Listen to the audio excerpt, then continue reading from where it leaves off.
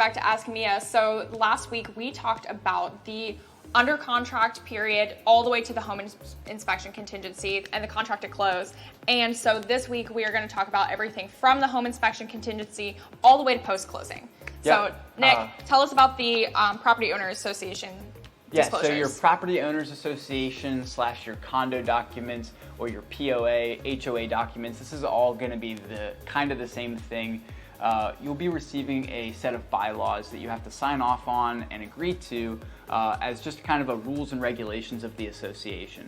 Along with this, you're going to have the opportunity to look for any missed payments or liens on the property. You are entitled to purchasing a property that is free of any liens or debts, so that will be taken care of by the seller. And so once you've gone through that period, you are going to get with your loan officer, get your loan through underwriting, and once you've done that, we are moving towards closing. So once you've done that, we have the walkthrough inspection. This is the final walkthrough period.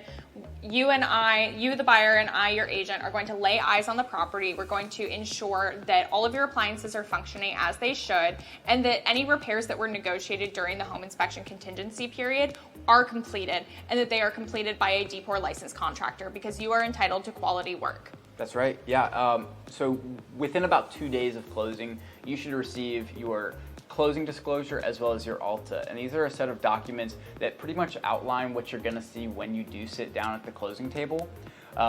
These will include any payments that you have to make throughout the term of your loan, your amortization schedule, which just tells you how much you're gonna be paying towards principal versus interest over the life of your loan.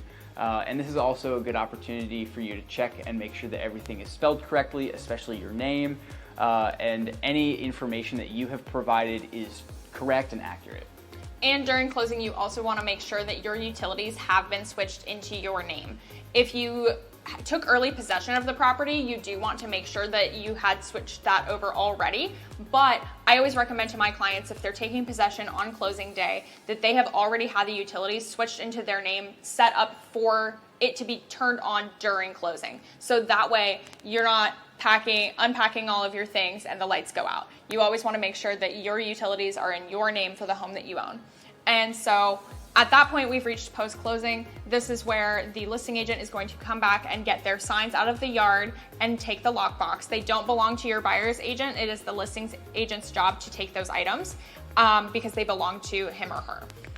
And the last thing that I always say is, if you were happy with your agent, make sure that you recommend them to your friends, family, coworkers. That is the best way to help your agent stay in business. That's right. And just like referring us to some of your friends, we have a ton of contacts and great service providers such as lawn care or house cleaning that we can refer to you. Don't ever hesitate to reach out to your agent once the transaction has concluded, because just because the transaction has ended does not mean that we're not still your realtor. We want to help you throughout your entire homeowner journey. Absolutely. Please use us as a resource, and if you've been thinking about buying or selling your home, please give us at Cahoon Real Estate a call.